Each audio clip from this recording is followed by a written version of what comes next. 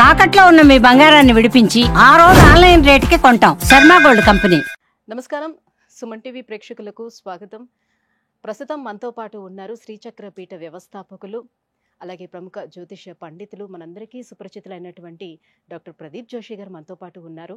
27 నక్షత్రాల వారికి ఏ రకంగా ఉండబోతుంది ఏంటనే విషయాన్ని తెలియజేసేందుకు గురుగారు నమస్కారం. శ్రీమాత్రే నమః. మీ జన్మ నక్షత్రం ఇంపార్టెంట్. ఇప్పుడు నేను చెప్పేది ఏది, జన్మ నక్షత్రం, నామ నక్షత్రము కాదు.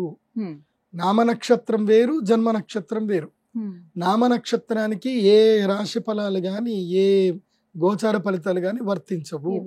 పేరు పేరే, పేరులో కొంచెం బలం ఉండాలి, అంతకుమించి ఏం లేదు. అది న్యూమరాలజీ అనుకోండి. మిగతా అదంతా కూడా ఇప్పుడు నేను చెప్పేటువంటి నక్షత్ర ఫలితాలు ఏవవుతున్నాయి నామ నక్షత్రాన్ని బట్టి, సారీ నేను చెప్పేటువంటి పరీక్ష ఏవైతే నక్షత్ర ఫలితాలు ఏవైతున్నాయో ఇవి జన్మ నక్షత్రం అయితే తెలుసుకోవాలి. మీ జన్మ నక్షత్రం మీకు తెలియదంటే నా వెబ్సైట్కి విజిట్ అవ్వండి. అక్కడ మీ date of birth, time, place అన్ని కూడా ఎంటర్ చేయండి. మీకు మీ యొక్క జాతకం మీకు ఈమెయిల్లో PDF రూపంలో వస్తుంది. ఇది 500 పేజీలకు పైగా వస్తుంది. డే టు డే రిపోర్ట్ తో సహా వస్తుంది. అంటే ఈ రోజు ఏం జరగబోతుంది, రేపు ఏం జరగబోతుంది అనేది సూచన ప్రాయంగా డే టు డే రిపోర్ట్ తో సహా వస్తుంది. సో అది మీరు స్వీకరించవచ్చు. మీ జన్మ నక్షత్రం అక్కడ నుంచి తెలుసుకోండి. పేర్లను బట్టి ఇప్పుడు శ్రీనివాస్ అని పేరు ఉంటుంది, అందరు తులారాశి అని చెప్పేస్తారు. కాదు. ఇప్పుడు వెంకటేష్ అంటారు, వేవో కాకి మృగశిర నక్షత్రము అంటే ఇది మిథున రాశి అని చెప్పేస్తారు. కాదు. సో ఇలా పేరును బట్టి మీరు రాశులు చెప్పుకోకండి, నక్షత్రాలు చెప్పుకోకండి, దాని ఫలితాలు ఉండవు. సో ఇప్పుడు ఈ సంవత్సరము క్రోధినామ సంవత్సరంలో ఒక్కొక్క నక్షత్రం వారికి ఎలా ఫలితాలు ఉన్నాయో చెప్తాను. అందరూ జాగ్రత్తగా వినండి. మీ జన్మ నక్షత్రాన్ని బట్టి మీరు నోట్స్ రాసుకోండి. గురుగారు హస్త నక్షత్రం వారికి ఎలా ఉండబోతుంది, ఇంకా వాళ్ళు ఎటువంటి పరిహారాలను పాటిస్తే మరింత యోగ్యదాయకంగా ఉంటుంది? శ్రీ గురుభ్యో నమః. శ్రీమాత్రే నమః. హస్త, హస్త అంటే ఏంటి? చేయి. హస్తం పరహస్తం గతం గతః. హస్త నక్షత్రం యొక్క గొప్పతనం ఏంటంటే, ఇది అందరూ మీరు నోట్ చేసి పెట్టుకోండి. ఇది కావాలంటే మీ ఎడిటర్ గారు కూడా ఒకటి షార్ట్ చేసి మీరు వైరల్ చేయొచ్చు కూడా, ఫేస్బుక్లో కానీ దేంట్లో కానీ. హస్త నక్షత్రము రోజున మనము ఎవరికైనా ఏదైనా ఇస్తే అది అటే తిరిగి రాదు. హస్త నక్షత్రం రోజు ఏదైనా మనం స్వీకరిస్తే అది మనతో పాటు జీవితాంతం ఉంటుంది. కాబట్టి ఇది మీరు బాగా గుర్తుపెట్టుకోండి. ఏవైనా వస్తువులైనా మనుషులైనా ఏదైనా మీ జీవితంలో పోవాలి, ఇది నా జీవితంలో ఉండకూడదు అంటే వాళ్ళకి హస్త నక్షత్రం రోజు ఆ వస్తువును వదిలేసుకోండి. వాళ్ళకి బ్రేకప్ చెప్పాలంటే హస్త నక్షత్రం రోజు బ్రేకప్ చెప్పండి. ఇంకా వాళ్ళు మీ జీవితంలోకి రారు. ఎవరైనా మీ జీవితంలో ఉండాలి, వీళ్ళు మొత్తం నా జీవితంలో ఉంటే బాగుంటుంది అని మీరు అనుకుంటే వాళ్ళకి హస్త నక్షత్రం రోజు ప్రపోజ్ చేయండి. వాళ్ళని మీ జీవితం లోపలికి ఆహ్వానం చేయండి. బంగారం కొనుక్కున్న హస్త నక్షత్రం రోజు కొనుక్కోండి. సో గోల్డ్ లోన్ మాత్రం హస్త నక్షత్రం రోజు పెట్టకూడదు. గోల్డ్ లోన్ క్లియర్ చేయడం మాత్రం హస్త నక్షత్రం రోజు చేయాలి. ఇది బాగా గుర్తుపెట్టుకోండి. అయితే సేమ్ హస్త నక్షత్ర జాతకుల లక్షణం కూడా ఇట్లాగే ఉంటుంది. వీళ్ళకి జీవితంలో ఏది ఎప్పుడు పట్టుకోవాలో ఏది ఎప్పుడు వదలాలో వీళ్ళకి తెలియదు. వీళ్ళు నిత్య చాంచల్య జీవులు. హస్త నక్షత్రం వాళ్ళు నిత్య చాంచల్యమైనటువంటి వారు.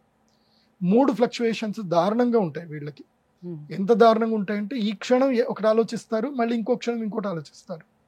మీరు ఎవరైనా సరే, మీ యొక్క వైఫ్ కానీ మీ హస్బెండ్ కానీ మీ ఫ్రెండ్స్ కానీ ఎవరైనా హస్త నక్షత్రం ఉన్నారనుకోండి, వాళ్ళ గురించి వాళ్ళు ఏం ఆలోచిస్తున్నారు, వాళ్ళ ఒపీనియన్స్ ఏంది, ఇవి అడగడం మానేయండి. ఎందుకోసం అంటే వాళ్ళ ఒపీనియన్ ఒక క్షణంలో మారిపోతుంది.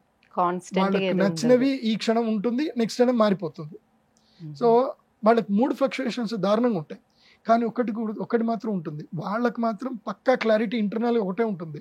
వాళ్ళు అనుకున్న క్లారిటీ పనే చేస్తారు, కానీ ఎదుటి వాళ్ళు మాత్రం పిచ్చోళ్ళు అయిపోతారు వీళ్ళతోటి ఉంటే. సో హస్త నక్షత్రంతో ఎవరైనా స్నేహం చేస్తే మాత్రం వాళ్ళ గురించి ఎక్కువగా ఆలోచించడం మానేయండి. వాళ్ళు ఏది అరిచినా ఏది వేసినా సరే ఓకే ఓకే అని వదిలేయండి తప్ప వాళ్ళ గురించి సీరియస్ తీసుకోకండి.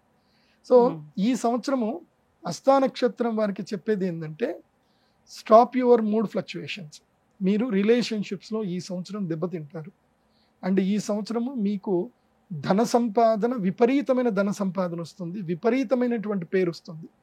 బట్ మీరు ఈ 3 ఫ్లక్చుయేషన్స్తో కనుక ఇలాగే ఉంటే మీతో ఎవరు ఫినాన్షియల్ డీల్స్ చేసుకోరు. ఎందుకోసం అంటే మనం ఎవరితో కలిసి బిజినెస్ చేయాలనుకుంటున్నాం, వాళ్ళని నమ్మాలంటే ఎట్లా నమ్మాలి? వాళ్ళు స్థిరంగా ఉంటారు అంటేనే నమ్మితే చేస్తారు. వాళ్ళు స్థిరంగా లేరు అంటే ఎవరు చేస్తారు? ఎవరు చేయలేరు. కాబట్టి మీ యొక్క స్థిరత్వాన్ని మీరు నెలకొల్పుకోండి. మీకు అతి కష్టమైన పని, చాలా సులభంగా ఉంటుంది, అతి కష్టమైన పని ఏందో తెలుసా? ప్రతిరోజు తెల్లవారుజామున 4:30 నుంచి 5:15 వరకు ఈ 45 నిమిషాల పాటు మీరేం చేయాలంటే కేవలం కూర్చొని మహావతార్ బాబాజీ గారి ఫోటో పెట్టుకొని దానికి ముందు దీపం వెలిగించి ఆ మహావతార్ బాబాజీ గారి దివ్యముఖ దర్శనాన్ని మీ కళ్ళతో చూస్తూ, ఆ యొక్క దీపాన్ని చూస్తూ కళ్ళు మూసుకొని ఇక్కడ ఆజ్ఞాచక్రం లోపల కేవలము ధ్యానం చేయడం మాత్రమే. ఉశ్వాస తీసుకునేటప్పుడు సో అని, నిశ్వాస వదిలేటప్పుడు అహం అని అనుకోండి. సోహం మెడిటేషన్ చేయండి. ఇది నేను చెప్తున్నాను కదా, ఇది మీరు అస్సలు చేయలేరు కూడా. హస్తా నక్షత్ర జాతకులు ఈ మెడిటేషన్ చేయడం అంటే వాళ్ళకి ఆ ఏకాగ్రత కుదరదంటారు. కుదరదు. చెప్తున్నా కదా, అదే మూడ్ ఫ్లక్చుయేషన్ పోవాలంటే ఏం చేయాలంటే ఆజ్ఞాచక్రం మీద కాన్సన్ట్రేషన్ చేయాలి. ఇది గనక మీరు చేస్తే మీరు కోటీశ్వరులు, మీరు అదృష్టవంతులు, యోగ జాతకులు. ఇది గనక మీరు చేయలేకపోతే మీరు నిరర్థకమైనటువంటి వారు. ఎందుకోసం అంటే హస్తా నక్షత్ర ఎవరైతే గనక నాస్తికులు ఎవరైతే ఎక్కువగా ఉన్నారు అంటే అది హస్తా నక్షత్ర జాతకులే. వీళ్ళు లాజిక్లు భయంకరంగా మాట్లాడతారు. వీళ్ళకి ఏ పని చేస్తారు కానీ లాజిక్లు మాట్లాడతారు. ఇప్పుడు ఉదాహరణకి మీరు దైవాన్ని నమ్మాలి అని మీరు అన్నారు అనుకోండి, నేను దైవం నమ్మను అంటారు. దైవం నమ్మను అంటే దైవాన్ని నమ్మించే ప్రయత్నం చేస్తారు. సో ఇలా స్ప్లిట్ పర్సనాలిటీగా ఉండేది ఈ సంవత్సరం అంతా కూడా ఇలాగే ఉంటుంది వీళ్ళకి. కానీ ధనము విపరీతంగా సంపాదిస్తారు.